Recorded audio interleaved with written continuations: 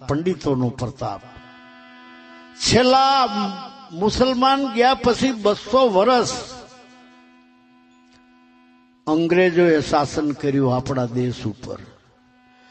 છેલ્લે છેલ્લે સારું થયું, આપણા દેશને આઝાદી મળી. બ્રિટિશ ગવર્મેન્ટનો છેલ્લો વાઇસરોય માઉન્ટન બેટને અડધી રાતે સહી કરી. અડધી રાતની આઝાદી નામનું પુસ્તક છે. અડધી રાતે સહી કરી અને એમાં એમ કે આ ભારતની જે સત્તા અમારી હતી, આ ભારતનું રાજ જે અમારું હતું, એ અમે અમારી સત્તા આ ભારતની પ્રજાને સોંપીને જઈએ છીએ. એક એક ભારતનો કોઈ પણ નાગરિક હોય, બધાયનો અધિકાર છે આ ભૂમિ ઉપર. જતા જતા એને કીધું કે આ ભારતની પ્રજાને અમે ભારતનું રાજ સોંપતા જઈએ છીએ. 15મી ઓગસ્ટની અડધી રાતે. અને આ ભારતનું બંધારણ 26મી જાન્યુઆરીએ આંબેડકરનું બંધારણ અમલમાં આવ્યું. ભારતની દરેક પ્રજાને સમાન અધિકાર મળે એટલા માટે આંબેડકરે એવો કાયદો અંદર બંધારણમાં મૂક્યો કે આ ભારતની કોઈ પણ પ્રજાને અછૂત ગણીને જો એનું અપમાન કરે કોઈ પણ, 6 મહિનાની સજા, 500 રૂપિયા દંડ. વાતેથી તો સમજે એવા નહોતા. જ્યાં ફરસાણની દુકાન હોય, જ્યાં હોટલું હોય, રેસ્ટોરન્ટ હોય, જાહેર જળાશય હોય, ત્યાં કોઈ જો રોકટોક કરે તેનું લાયસન્સ જટી લેવું અને જેલમાં મોકલી દેવો. બાપુ આ કાયદો આવ્યો અમલમાં ને તરત જ બધાએ રેસ્ટોરન્ટ વાળાએ, હોટલો વાળાએ બધાએ બોર્ડ મારી દીધા. કોઈ પણ જ્ઞાતિના ભેદભાવ વિના દરેકને દાખલ થવાની છૂટ છે. એકેય ભગવાને હુંકારો કર્યો નહીં. જે ભગવાન અભડાઈ જતા હતા એકેય ભગવાન હળવેલ્યો નહીં.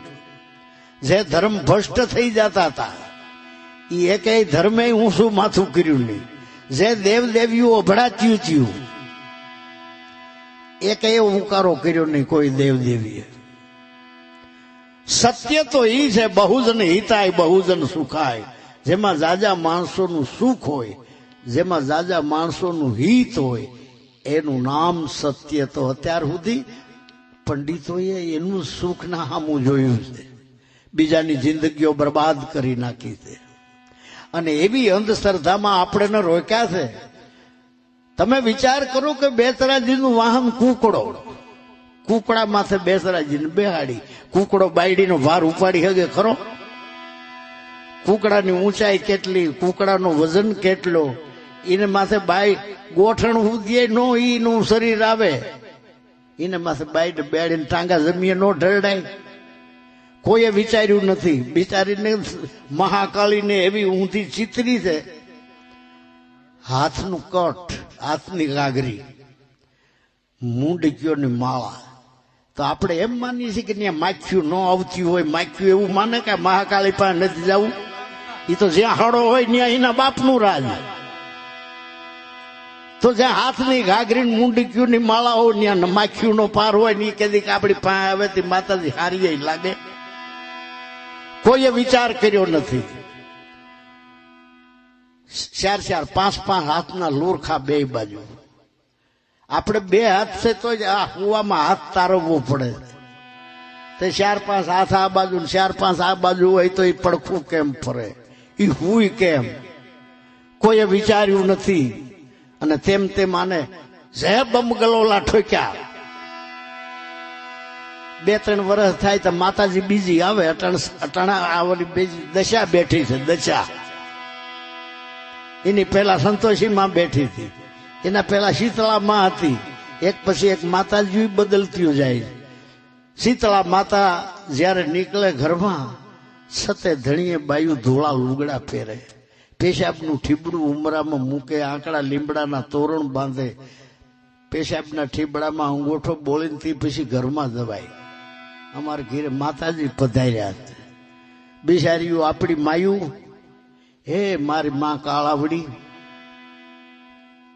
મારા દીકરાને કાંઈ વાંધો ન આવે, માડી હું ખાડાનો હાર નાખે ડોકમાં. હળગતી હગડી માથે ઉપાડીને તારી માનતા લઈને આવે, બાપુ મારા છોકરાને કાંઈ ન થાય, એ ઉપરાંત હાથ હળિયું ગુન્યું ખાય. દીકરા હારું આ માતાજીએ આ આપણી કુળ દેવીએ આવું કર્યું. આપણે વિચાર કરો, સાતીમાં ઢીકા મારો કે આ આપણા હારું જેને ગુની હળિયું ખાધી અને કોઈ દી વાર તહેવારે પગે લાગ્યા છે અહીં આપણે, અને જેને ઠાઠા તોડી નાખ્યા ન્યા અગરબત્તીઓ એના ફોટા ઘરમાં ગાયલા હોય. અરે તમારી માના ચરણ પૂજો, પ્રથમ કેને સમરીએ કેના લીજીએ નામ. માત પિતા ગુરુ આપણા ઓલ્યું તો તમારા ઠાઠા તોડી નાખ્યા. તો દુવાદીઓ આંબેડકરના કાયદાને તે કોઈ હળવળતું નથી, નગર અટાણે ઠાઠા તોડી નાખે.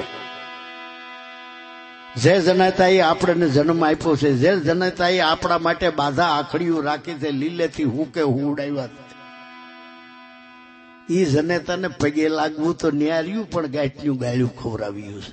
જો ઓલો ગધેડીનો હાયલો જાય દારૂડિયો, ઓલો ગધેડીનો જુગારી જો રહ્યો, ઓલો ગધેડીનો વ્યવહારનો ખોટો છે, એ ધ્યાન રાખજો, જેનું લે એનું દેતો નથી. આ જણનારીને જે ગધેડી ખવડાવે એમાં એવા ભોફીંડામાં હોય હું હકની ગળ્યું, હામાં મળે તો એ અફોકન થાય. અને જો આવી દશામાં જીવતા હોય તો હવે મારા ગુરુજીને પૂછો, રૂડા જ્ઞાન બતાવે, તમને કેવી રીતે જીવવું એ શીખાડે. મારા ગુરુજીને પૂછો, રૂડા જ્ઞાન બતાવે. હીરલા મેલીન પથરાને કોણ સેવે? અનુભવ સિદ્ધ સંતોના જે વચનો છે હીરા જેવા, ઈ મૂકીના જગતના પાણા જેવા શબ્દો. ઈ ઉપર ભીના ભીતર કોરા, જે તમારા વખાણ કરે છે. જે આવો દુનિયામાં જ્યાં તમે જાઓ ત્યાં બધા તમને બે પંપ હવાના ભરશે. કોઈ તમને એમ નહીં કે તું ભૂંડો છો, તું નથી હારો, તું દારૂડિયો છો, તું જુગારી છો, તું વ્યવહારનો ખોટો, તારો ભરોસો ને એવું કોઈ નહીં કે. જી આવે એ હવા ભરશે. ગોળ્યો મોરલી થાય ને ફૂટી જાય તો આપણા બાપનું શું જાય? ત્યારે સદગુરુ તો હવા કાઢી નાખે છે, કારણ જિંદગી બગડી જાય, મોરલી થઈ ના ફૂટશે તો. માટે મારા ગુરુજીને પૂછો, રૂડા જ્ઞાન બતાવે. હંસલા મેલીન બગલાને કોણ સેવે? જેના ભીતરમાં હંસલાની દશા છે એવાનો સંગ કરવાનો કીધું છે. આ ડાયરેક્ટ જો ઇલેક્ટ્રિકનો પાવર છે, પણ કંઈક ઇલેક્ટ્રિક ન હોય તો હવે એવા પાસા નીકળ્યા છે સાધન કે કલાક 2 કલાક અજવાળું આપે એવી બત્તીઓ. એમ જ્યાં લગી ગુરુ મહારાજ છે ત્યાં લગી ડાયરેક્ટ પ્રકાશ. પણ આપણા ગુરુ ભાઈઓની બેટરી ચાર્જિંગ કરેલી હોય ને, ગુરુ ન હોય તો એનો સત્સંગ કરવી લેવાનો. આવા સુગરા મેલીન નુગરાને કોણ સેવે? નુગરા તો નક્કી નરકે લઈ જાય. મારા ગુરુજીને પૂછો, રૂડા જ્ઞાન બતાવે. આપણી મૂળ વાણીઓ ઉપર જાય તો આ બધી ઉપમા આપી છે સદગુરુને. કર સદગુરુ કી સહેવ ઓર સબ જૂઠી બાજી. જીવન સફળ કરવું હોય, અશક્તિના આવરણો આ કાયામાંથી કાઢવા હોય તો કર સદગુરુ કી સેવ ઓર સબ જૂઠી બાજી. દેખ પતંગ કા રંગ તાહી પર હૈ દુનિયા રાજી. આ જગત પતંગિયા રંગની પછવાડે દોડ્યું જાય છે જગત. कर सदगुरु की सेव और सब झूठी बाजी. देख पतंग का रंग ताही पर दुनिया राजी. पतंगिया रंग में केम राजी रहे કે સત શબ્દ એને સૂજે નહીં, સત શબ્દો એને સૂજતા નથી. झूठ झूठ को ध्याय आपकी એને ગમ નથી કે કહાં से आया कहां जाए. गुरु गम खोजो रे આ ઘટમાં. અમને કોક આવીને અહીં પૂછે કે તમે ક્યાંથી આવ્યા છો, તો અમે એમ કહીએ કે કાંઈ ખબર નથી. તો અહીંથી તમારે ક્યાં જવું છે એ અમને કાંઈ ખબર નથી. તો અમને કોઈક ગાંડા ગણે કે બીજું કાંઈક આનું સહકી ગયું. એમ કોઈ બી ધર્મના માણસોને ગમે એવો માથે ગુરુ હોય, સંન્યાસી, બ્રહ્મચારી, પંડિત, એને પૂછો કે કાયામાં તમે ક્યાંથી આવ્યા, આ કાયા છોડીને ક્યાં જવાના છો, કહાં સે તુમ આયા કહાં તુમ જાયગા, ખોજ કરો અગલે ઘર કી. સદગુરુ મળે ને જો એની શાન બતાવે તો આ ખુલી જાય અગમ ખડકી. તો સદગુરુ એવા છે, ગુરુ મારો નામ રૂપ ગુણથી ન્યારા, ધણી છે અખંડ ધામના. ગુરુ અમે તન મન ધનથી તમારા, સેવક સત નામના. પછી કોઈ દેવ કાંઈ કરી દેતા હોય તો તાજો જ બનાવશે. આપણા ખેલાડીઓ ક્રિકેટરો વર્લ્ડ કપ જીતવા માટે ગયા હતા. આખા ભારતમાંથી બધાએ માન્યતાઓ કરી હતી. તો આખા ભારતમાંથી બધાએ માન્યતાઓ શુભકામનાઓ પાઠવ્યું હતું. તો એને એના દેવની માન્યતાઓ નહીં કર્યું હોય? કાં વિલે મોઢે પાછા આવ્યા? કોઈ દી આ ભરોસે રહેવાનું નથી. ભગવાન બુદ્ધ કહે છે અપો દીપો ભવ, તારી અંદર પડેલીની શક્તિને તું જગાડ. બીજું કોઈ તારું કાંઈ નહીં કરી દે. બીજા કાંઈ કરી દેતા હોય 5000 વર્ષથી નીચ બનાવી અને આપણે સીમાડે મૂક્યા હતા. પાછળ જરડા બંધાવ્યા, ડોકમાં દોણકા બંધાવ્યા હતા. કેમ કોઈએ ભગવાન આ છોડાવ્યું નહોતું અટાણ સુધી? ભણવાનો અધિકાર નહીં, નોકરી કરવાનો અધિકાર નહીં, વેપાર કરવાનો અધિકાર નહીં, કોઈ પ્રેમની નજરે જુએ નહીં. ઘણી માતાજીઓ ઘણા ભગવાન હતા, કોઈએ કેમ આ કાંઈ મટાડ્યું નહીં અટાણ સુધી? આપણો દેશ આઝાદ થયો ને તે પછી બંધારણ ડોક્ટર આંબેડકરે બાંધ્યું. અને એ જો ન ભણ્યા હોત તો બંધારણ બાંધવાનું એને કહેતે કોણ? અને બ્રિટિશ ગવર્મેન્ટ આવ્યો એટલે એને ભણવાનો અધિકાર મળ્યો હતો, એટલે એ આટલું કામ કરી ગયા.